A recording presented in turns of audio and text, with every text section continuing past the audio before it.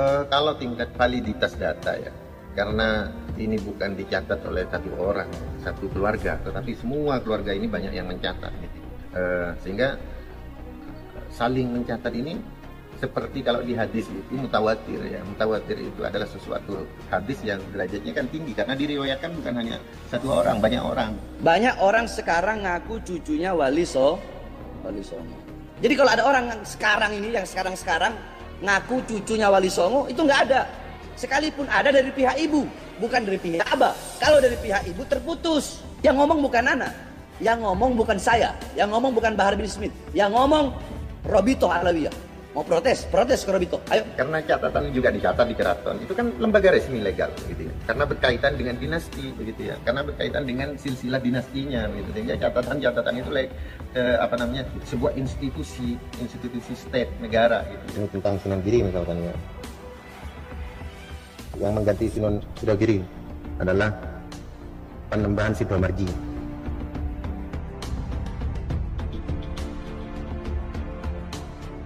Assalamualaikum warahmatullahi wabarakatuh. Saya Abdul Hanan Ihsan, ingin menanggapi isu yang berkembang akhir-akhir ini tentang apakah Wali Songo ini ke bawahnya memang tidak ada catatan. Keturunan Wali Songo ini mencatat silsilah tiap generasi ke generasi. Hanya memang di luar mungkin berkembang seakan-akan keturunan Wali Songo tidak mencatat itu, karena untuk mencatat silsilah ini ada syarat-syarat khusus, dan pencatatan silsilah itu sudah dimulai sejak masa Mbah Sunan Ampel. Jadi yang mencatat pertama silsilah keturunan Wali Songo itu adalah Raden atau Syekh Suluki atau Syekh Suluki. Beliau adalah menantu daripada Mbah Sunan Ampel sekaligus ponakannya. Jadi Mbah Suluki ini yang mencatat pertama, yang diperintahkan pertama untuk mencatat keturunan daripada Wali Songo. Jadi beliau itu anak daripada Raja Pandita Gresik. Raja Pandita ini kan kakaknya Sunan Ampel, dia punya anak Kiai Suluki atau Syekh Suluki. Kemudian dinikahkan dengan putri dari Mbah Sunan Ampel, jadi menikah sepupu. Nah, beliaulah pencatat pertama daripada silsilah keturunan Wali Songo. Ya sejak Syekh Suluki itu. Karena kan pencatatan silsilahnya sejak Syekh Suluki itu. Beliau makamnya ada di Nganjuk. Sekarang kayaknya sudah bagus bangunannya gitu. Nah, kemudian setelah Syekh Suluki itu dilanjutkan oleh generasi-generasi selanjutnya. Sampai kemudian sekitar abad 1700-an itu dibentuklah tim 12 gitu ya. Untuk mencatat silsilah keturunan pada para Wali Songo. Nah, pencatatan ini ada dua ya, di dua kalangan. Yang satu di kalangan kiai, yang satu di kalangan keraton yang ada di dulu kalau setelah Demak, kemudian Pajang, kemudian Mataram pecah menjadi Surakarta dan Yogyakarta. Tetapi juga dari kalangan kiai juga mencatat silsilah itu. Kalau tingkat validitas data ya, karena ini bukan dicatat oleh satu orang, satu keluarga, tetapi semua keluarga ini banyak yang mencatat, gitu ya. Bahkan Wakila ada tim khusus 12 orang gitu ya, 12 orang yang mencatat silsilah, gitu ya. Sehingga saling mencatat ini seperti kalau di hadis itu mutawatir ya. Mutawatir itu adalah sesuatu hadis yang derajatnya kan tinggi karena diriwayatkan bukan hanya satu orang, banyak orang, gitu ya. Sehingga kalau saya mencatat salah di sini pasti akan di cross check dengan catatan yang lainnya, begitu. Jadi tingkat validitas datanya itu insya Allah tidak diragukan. Yang mencatat ini bukan hanya kalangan kiai gitu ya, tetapi juga keraton gitu ya.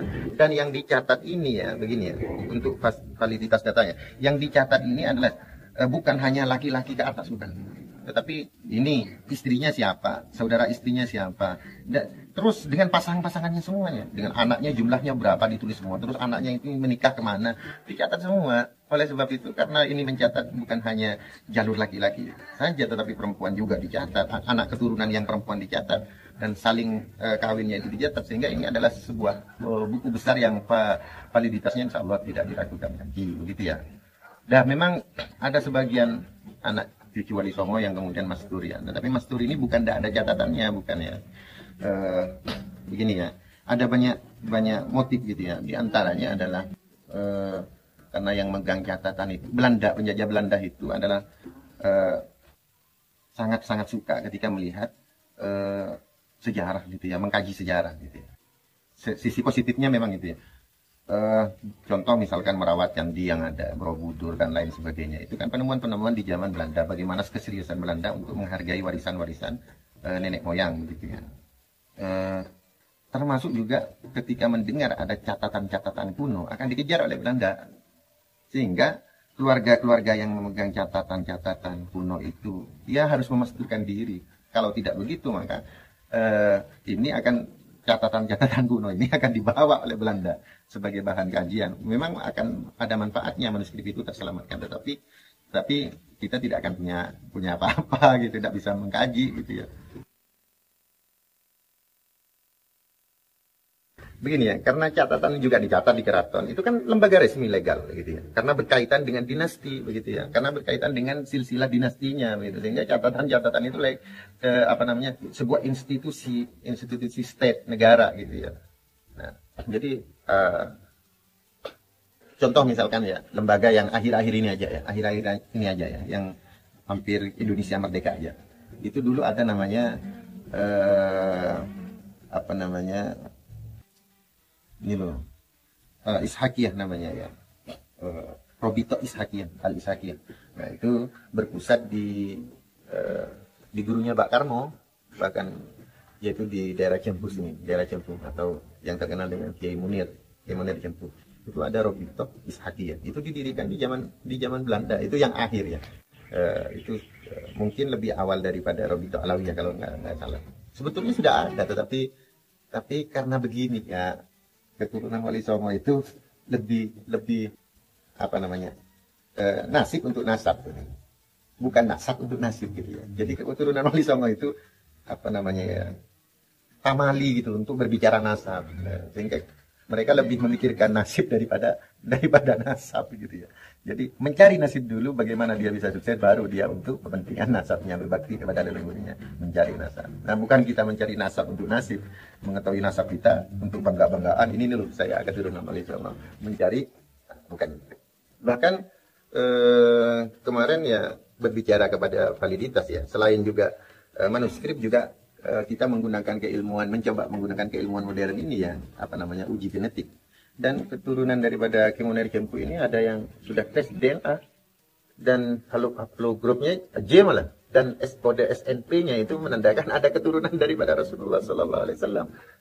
Jadi bukan hanya secara manuskrip, uji genetik, tes DNA juga begitu ya. Dan sudah banyak ini yang keturunan Wali Songo yang mulai tes DNA ya. Mereka ya berani bertaruh kalau memang iya, kalau enggak ya siap-siap ya berarti bukan. Berarti jalur perempuan gitu.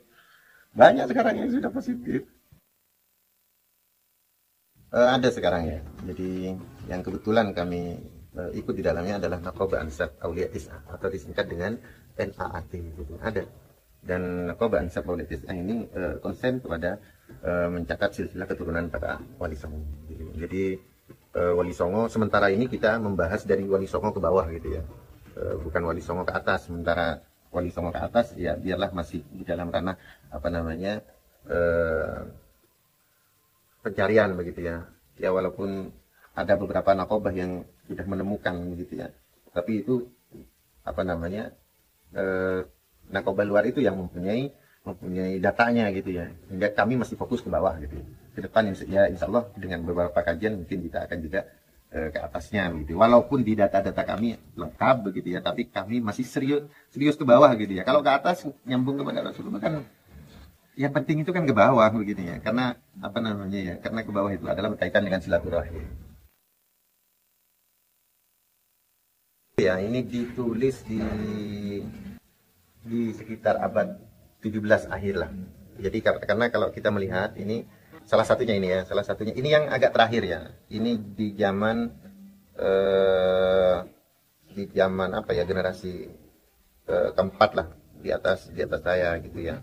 Yang melahirkan pondok pesantren Al-Qarobiyah juga Ali Sanif gitu ya. Jadi Jadi generasi keempat di atas ini contohnya. Ini memakai kertas, ini kan bisa dicek gitu, karena ini memakai kertas pro patria begitu. Pro patria. Contoh ini misalkan, ini kan dari Nabi Adam ini. Ini silsilah dari Nabi Adam. Dan Abdullah datang Kanjeng Rasulullah Sallallahu Alaihi Wasallam. Jadi kalau dikatakan anak Wali Songo tidak mencatat silsilah, ya enggak dong, karena ini pesannya. Barang siapa yang mencatat silsilah anak Wali Songo, maka pahalanya begini. Tetapi catatan ini tidak boleh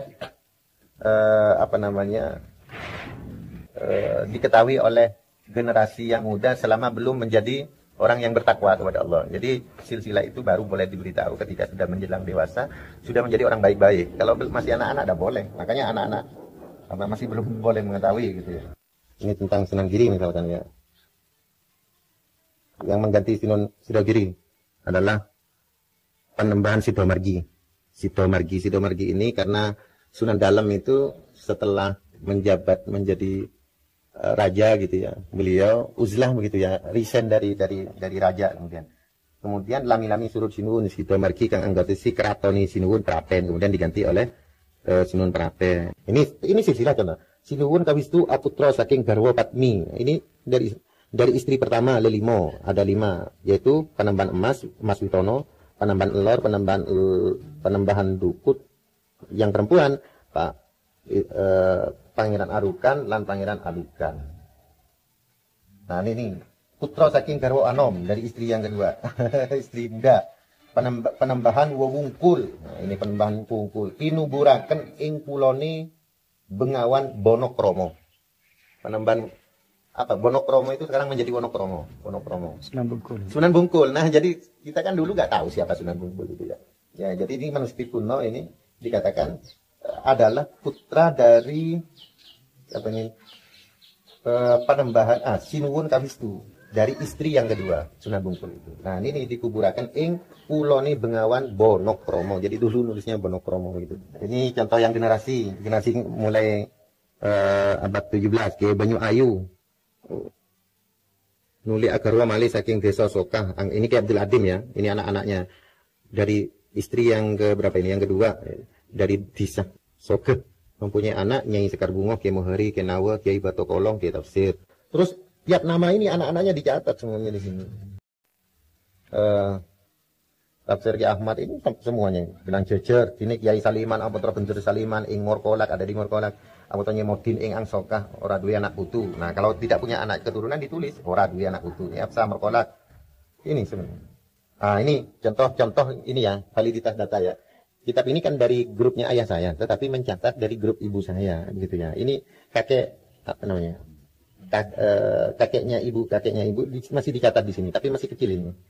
Ini Dini Pentera Abdul, yaitu andune putra papat, Nyai Badriyah, Pentera Kafi, Pentera Ismail, Nyai Seriman. Nah ini yang ke bapak nanti, Pentera Ismail ini ke bapak. Jadi satu keluarga ini mencatat keluarga yang lain begitu ya. Jadi validitas datanya itu. Jadi ini contoh-catatan yang kuno begitu ya.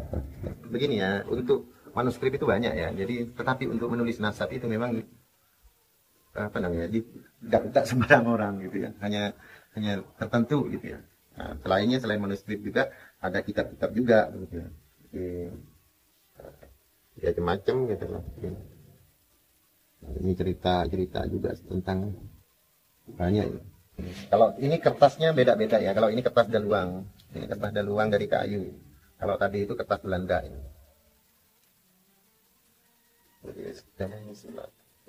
Ini ya, dan agak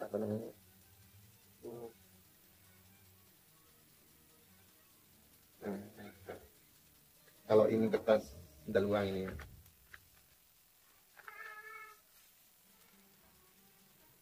Nah, ini tulisannya besar-besar begini ya. Jadi seperti ini.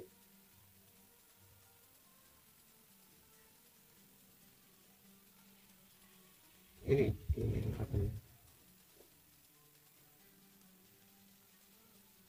Nah, ini manuskrip yang lebih kuno. Ini tadi manuskrip tentang Nyai Kumala. Nah, ini manuskrip tentang Putra Nunggolo dari yang putranya Mbah Cendana, kita laki.